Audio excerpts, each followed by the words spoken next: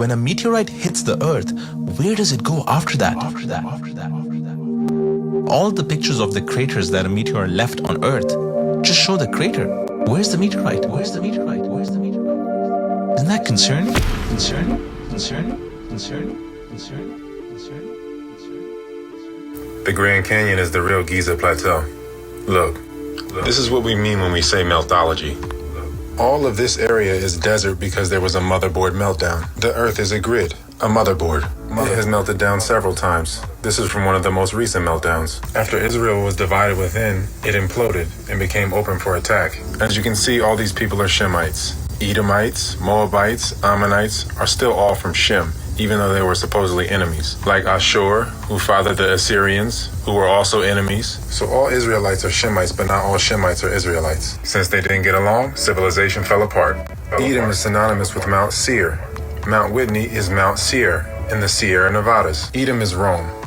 Edom destroyed the temple, the Israelites dispersed, and order continued to decay. These are melted buildings. Obviously melted buildings. These so-called pueblos are remnants of a melted metropolis. The survivors of the meltdown found refuge in these pockets of survival. Egypt is Mitzrayim. That's where we're getting Mississippi or Mitsori. This is Hamite land that stretched all the way to the Grand Canyon in Sedona or Sidon. Moab is said to be east of the Dead Sea in the Bible. Moab, Utah is east of the Dead Sea. The Moabites are the Moors. Moab's mom was his sister. He was a product of inbreeding. So Edom, which is Rome, took Jerusalem in 70 AD, which is actually 1070. And Rome, or Edom, fell in 476, which is actually 1476. The Spanish were Moorish slaves that revolted.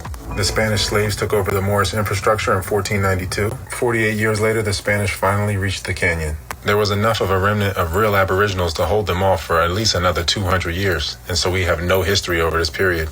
Nearby in the Pueblo Wars, aboriginals were being killed and shipped into Mexico for slavery. That's where many Afro-Mexicans and Afro-Cubans come from. By this point, most aboriginals are hybridized.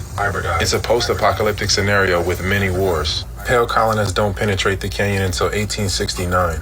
Now 90% of it is off limits, especially the caves and mines, which are just corridors in the now melted metropolis. You can't even fly a drone over most of the canyon.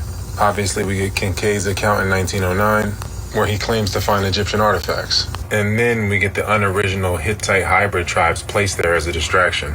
I don't think it's a coincidence that the canyon has all these Egyptian names, especially in Haunted Canyon. The whole desert out west is a post-apocalyptic area. I think these nukes were used to destroy something they didn't want people to see, because most of these detonations were done underground and done until 1992. Definitely meltology, meltology, meltology, meltology, meltology.